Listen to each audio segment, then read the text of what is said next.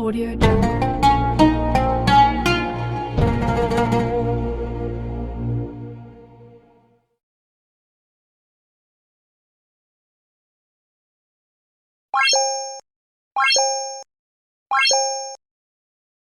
Assalamualaikum ya akhi ya ukhti. Assalamualaikum ya akhi ya ukhti.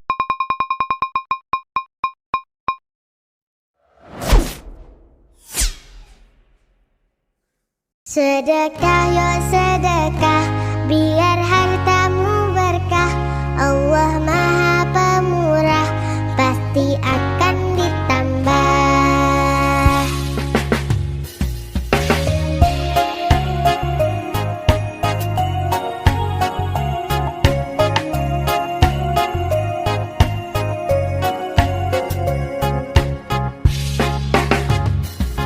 Allah Maha Kaya, Allah Maha segalanya. Jangan kau takut miskin harta. Ayo sholat, lelaki muslim pasti sholat Jumat. Ayo sholat, lelaki muslim pasti sholat Jumat.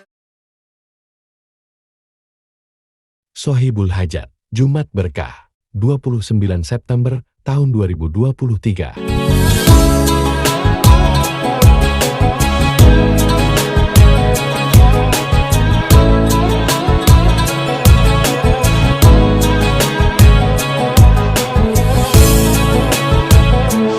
يا نبي سلام عليك، يا رسول سلام عليك، يا حبيب سلام عليك، صلوات الله عليك. يا نبي سلام عليك، يا رسول سلام عليك.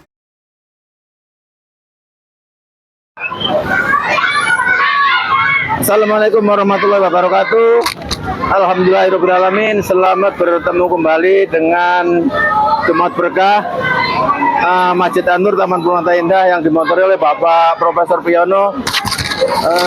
Saya mewakili anggota Jumat Berkah Masjid An-Nur tanggal 29 September 2023. Saya mengucapkan terima kasih kepada Ibu Profesor Isna Palembang, Ibu Ulian Burcu Sia dari Pekanbaru, yang ketiga Bapak Dr. Sudarno Pekanbaru. Mudah-mudahan mereka bertiga diterima oleh Allah Subhanahu wa taala segala amal dan sedekahnya dan dimudahkan rezekinya, amin ya rabbal alamin. Sekian saya ucapkan terima kasih kepada bapak-bapak yang telah memberi hidangan seperti ini. Wassalamualaikum warahmatullahi wabarakatuh. Video pembelajaran.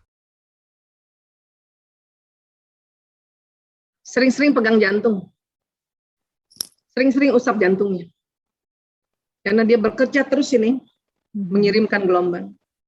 Pada saat kita pegang langsung, kita insya Allah, kita ingat teknik, yaitu ya Allah, saya mencari salah satu pikiran di antara tumpukan pikiranku yang membuat ya perasaanku lebih enak. Sering usap-usap. Dapat satu, naikkan 10, hantam, kirim Al-Fatihah. Dung, lihatlah Allah membuka jalan keluar yang luar biasa.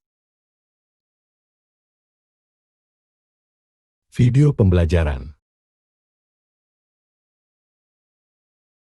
Saya sering tuh kan, ya cerita tuh sharing, ya anak laki bikin tugas, tinggal 2 nomor, kemudian dia pertengahan, Bunda, aku lapar, kasih makan dulu Bun. Banyak ibu-ibu tanggung, 2 lagi nak. Walaupun kita ngomongnya lembut ya, tanggung nak, 2 lagi nak. Kita nggak ngerasain karena pusat makan kita kecil. Anak laki kalau udah bilang aku lapar, itu udah nunggu setengah jam minimal. Ya, bapak-bapak juga gitu Bun. Ya, kayaknya enak nih mie rebus pakai telur. Berarti dia udah lapar sejam tuh. segera langsung busuk, ya, tinggalin semuanya. Ya. Itu cara memenuhi kebutuhannya laki-laki, karena ini sunatullah. Ada sajadah panjang terbentang dari kaki buayan sampai ke tepi kuburan hamba bila mati. Ada sajadah panjang terbentang, hamba tunduk dan sujud di atas sajadah yang panjang ini, diselingi sekadar interupsi. Mencari rezeki, mencari ilmu, mengukur jalanan seharian. Begitu terdengar suara azan, kembali tersungkur hamba. Ada sajadah panjang terbentang, hamba tunduk dan ruku, hamba sujud tak lepas kening hamba, mengingat di kau sepenuhnya.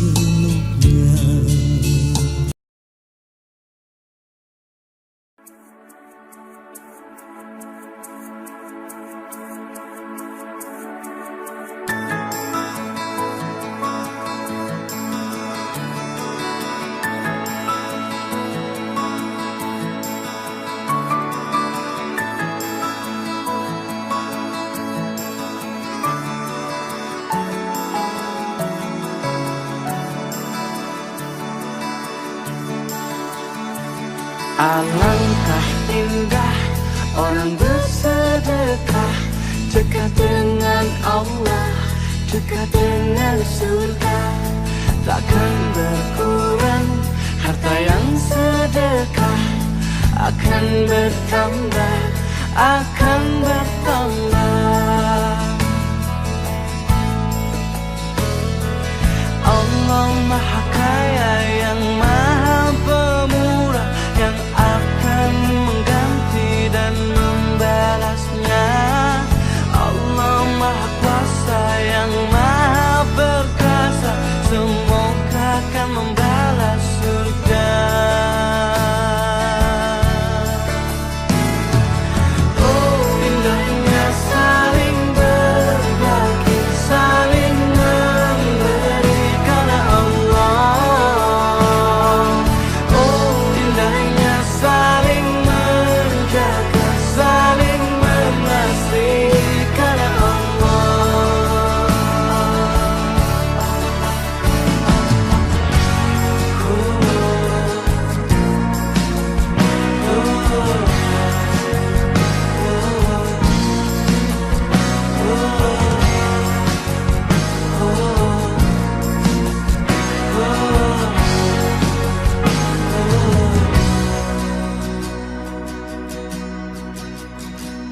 Alangkah indah orang bersedekah, dekat dengan Allah, dekat dengan surga. Takkan berkurang harta yang sedekah, akan bertambah, akan bertambah. Oh, indahnya saling berbagi, saling memberi karena Allah. Oh,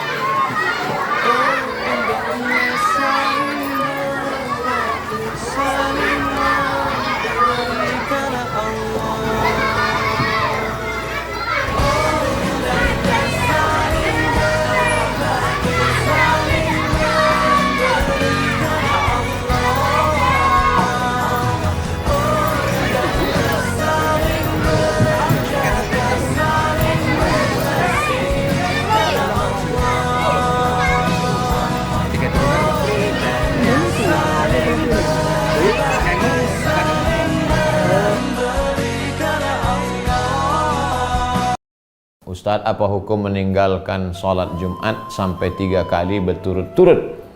Man tarakal jumu'ata, siapa yang meninggalkan Jumat salasa marratin 3 kali, tahawunan berturut-turut, tahawunan karena menyepelekan Jumat. Kok nggak sholat Jumat? Alah, khotibnya baca koran. Kok nggak sholat Jumat? Aku ngantuk kali, lah sholat zuhur aja. Siapa yang meninggalkan sholat Jumat 3 kali berturut-turut karena menyepelekan sholat Jumat, taba'allahu ala qalbih, dikunci Allah hatinya. Taba'a, surat setelah masuk ke dalam amplop, lalu kemudian ditabak, terkunci, tak masuk lagi. Begitulah orang yang meninggalkan sholat Jumat. Tapi Jumat ini kita udah 3 kali nggak sholat Jumat. Kenapa? Karena wabah corona. Oleh sebab itu tidak termasuk kita ke dalamnya, karena ada sebab.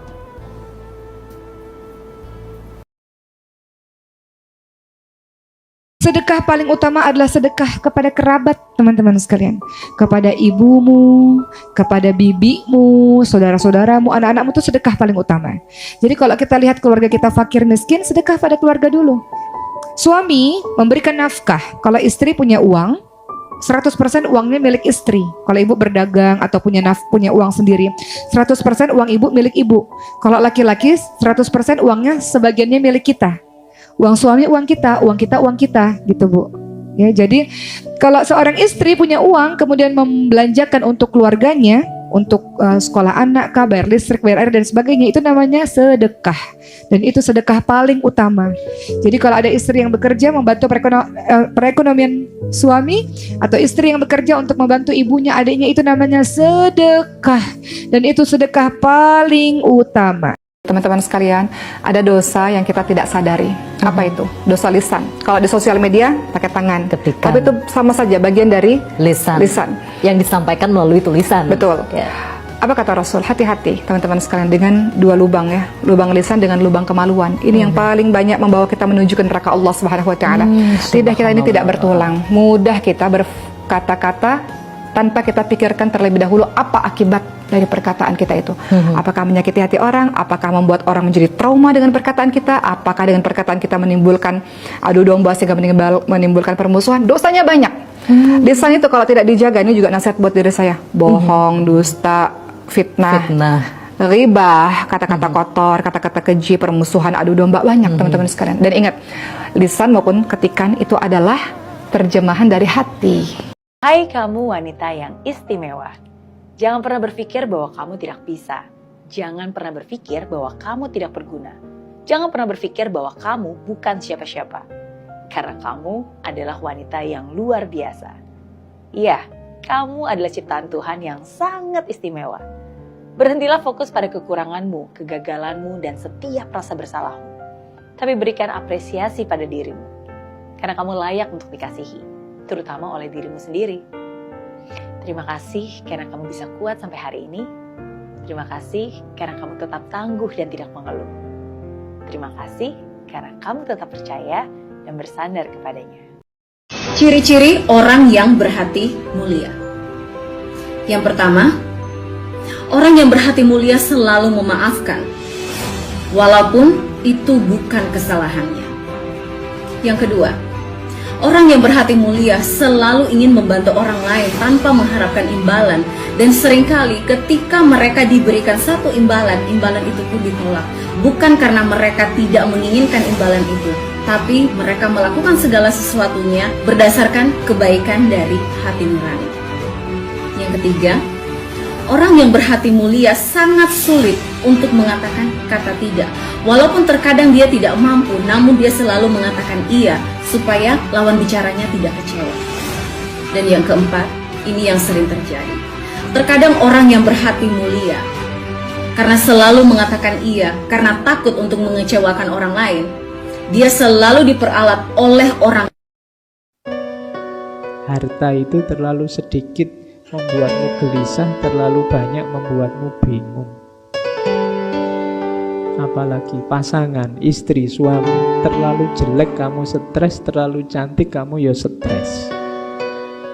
Kalau terlalu tertambat susah, jabatan juga begitu. pangkat juga begitu, kedudukan juga begitu. Begitu kamu terlalu terikat ke sana, siap-siaplah menanggung resikonya. Menungso iso sugih dhuwit iku syaraté kudu dadi wong bejo. Nek wong gak bejo gak kira iso sugih dhuwit. Pak, lah supaya iso bejo kaya apa? Supaya iso bejo sampean kudu gak apes. Nek apes gak iso bejo. Nah, saiki kula ulangi dongane ngilangi apes dhisik. Ngeten Bu yo. Sing gawe apes Gusti Allah, sing gawe bejo Gusti Allah. Watu izzu man tasya, watu dzillu man tasya jarene Al-Qur'ane. Aja nyalahno tangga bareng gak. Sing gawe apes Gusti Allah, nggih bejo Gusti Allah. Masya Allah nek wong iku apes Bu, gak ana tepake perkara. Kabeh salah sedaya. Ngene salah, ngono salah. Daftar pergi negeri gak ketemu awak apes. Rupane ganteng kaya Arjuna, gak payu rabi sampe tuwa awak apes. Pitik pirang-pirang gak gelem ngendhok sitok terak montor pisan awak apes. Wedhus colong wong awak apes. Bedan montor tiba awak apes. Sapi mati awak apes. Dol bakso bosok, dol soto ngeset awak apes. Sehingga apes Gusti Allah. Pak, supaya cek apese lunga cara dongane kek nopo Pak? Kanjeng Nabi Muhammad sallallahu alaihi wasallam ngendika wonten hadis sahih, sapira akeh apese menungso asal menungso gelem ndonga lantaran maca subhanallah wa bihamdihi subhanallah wa bihamdihi ping 100. Sakpira akeh apese menungso senajan lir kadya sakake banyu segara lebur tumpur telas babar belas. Kanjeng Nabi lho sing ngendika. Wong apes nek disoteng sinare wong apes niku ireng. Subhanallah wa bihamdihi nek disoteng sinare putih. Waktu paling mandi kanggo ngilangi apes mari salat asar. Ayo sapa sing apes? Apes yo Pak, anak sitok nakal pisan. Lho niku awak apes. Di pondokno gak kerasan. Nek mari salat asar sampean ndonga ngake-ngakeno maca subhanallah wa bihamdihi subhanallah wa bihamdihi. Nek iso paling saiki ping 100. Sama niati njaluk ring Gusti Allah supaya apese lunga. Video dakwah.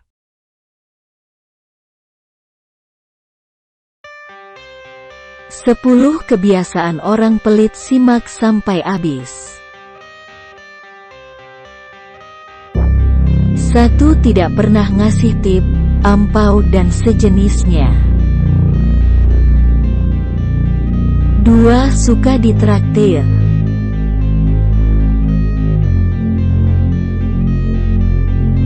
3. Suka minta bantuan orang tapi gak keluar duit. 4. Jarang berkumpul sama teman atau saudaranya. 5. Suka numpang fasilitas orang.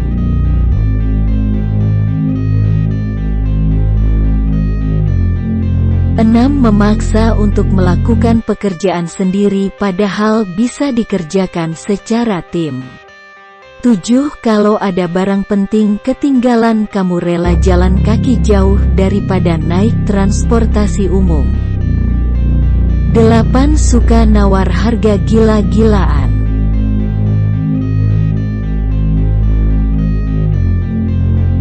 9. Gak peduli kebutuhan yang penting murah. Ya kalau bisa gratis.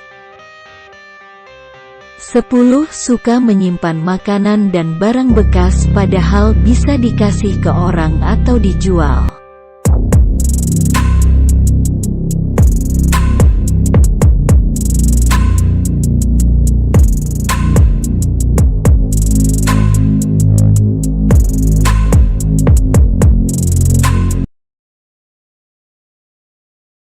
Video dakwah. 7. Manfaat sedekah. pertama, memperkuat keimanan. Di antara manfaat sedekah adalah memperkuat keimanan. Pengakuan iman seseorang tidak cukup pada tataran lisan, tapi harus diwujudkan melalui praktek kehidupan nyata. Salah satunya adalah sedekah. Sebuah kesadaran dan kemauan untuk senantiasa mau berbagi kesejahteraan kepada sesama, hanya semata-mata karena Allah. Kedua, meningkatkan rasa empati sosial. Konsep sedekah secara esensi adalah dengan memberikan apa yang kita punya, baik imaterial maupun material, untuk orang yang lebih membutuhkan. Perilaku bersedekah mensyaratkan adanya sesuatu yang bisa diberikan dan juga siapa yang diberi. Bagi orang yang memberi sedekah semata-mata untuk membantu meringankan beban orang-orang yang dibantu, akan melatih sikap empati kita terhadap orang lain. Hadirin sidang jamaah yang berbahagia. Ketiga, terhindar dari nilai materialisme. Khusus untuk bersedekah secara harta membuat kita harus berani mengurangi apa yang kita punya untuk kebaikan orang lain. Kesadaran untuk berbagi perlu kita lakukan agar tidak menjadi orang yang gila harta, yang tidak rela hartanya diberikan cuma-cuma untuk orang lain. Keempat, rasa syukur kepada Allah. Manfaat sedekah turut meringankan, manfaat sedekah turut mengingatkan kita bahwa apa yang kita punya adalah kenikmatan yang tidak lepas dari izin Allah. Bersedekah sebagai bentuk rasa syukur, maka perlu membagi kenikmatan yang kita punya kepada orang lain yang kurang beruntung. Kelima, melatih berpikir positif. Bagi orang yang bersedekah dengan ikhlas, maka tidak akan ada kekhawatiran baginya. Tidak takut miskin, tidak takut hartanya habis. Sedekah mengantarkan seseorang untuk berpikir positif dalam praktek kehidupan nyata dan merupakan konsistensi keimanan seseorang dalam dimensi kemanusiaan. 6. Terhindar dari sifat kikir. Kekuatan sedekah akan menjadi senjata yang ampuh untuk membunuh sifat kikir. Seluruh yang hadir di masjid yang penuh berkah ini, saya doakan Allah berkenan menjauhkan kita semua dari sifat kikir. Sifat kikir merupakan sifat buruk yang perlu dihindari. Kita sebagai makhluk ciptaan Allah dan makhluk sosial, tidak sepatutnya kita sombong menganggap apa yang kita dapat adalah karena usaha kita semata. Ketujuh, meningkatkan kekebalan tubuh. Seluruh yang hadir di masjid yang penuh berkah ini, saya doakan menjadi orang-orang yang sehat tanpa minum obat. Di antara manfaat sedekah yang ketujuh adalah meningkatkan kekebalan tubuh. Menariknya, dengan bersedekah ada efek yang ditimbulkan terhadap kesehatan kita. Berbeda dengan manfaat buah-buahan atau sayuran yang bisa dikonsumsi.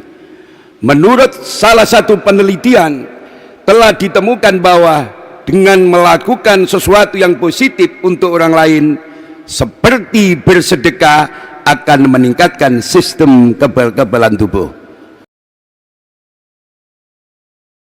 Video dakwah.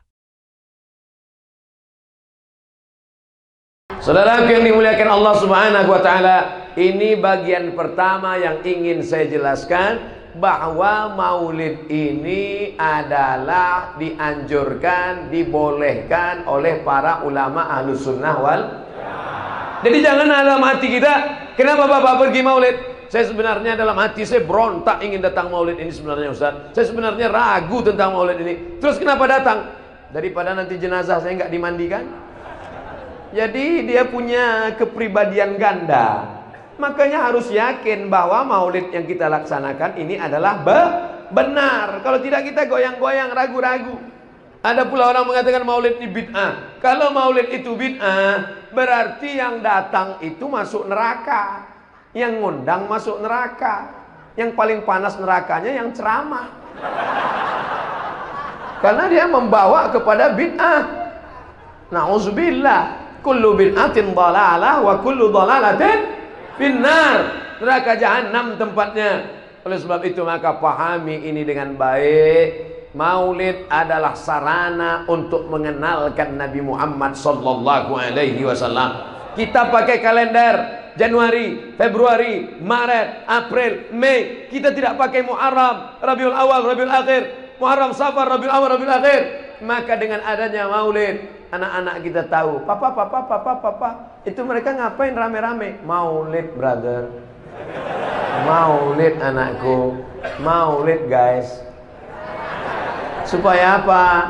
Supaya mengenalkan kepada umat, mengenalkan kepada anak-anak kita. Bahkan di Mesir itu, kalau hari bulan Maulid, itu mereka bagi-bagi manisan, halawah manisan. Ada manisan kacang, ada manisan tepung. Kita kadang terkejut, nggak ingat bulan Maulid.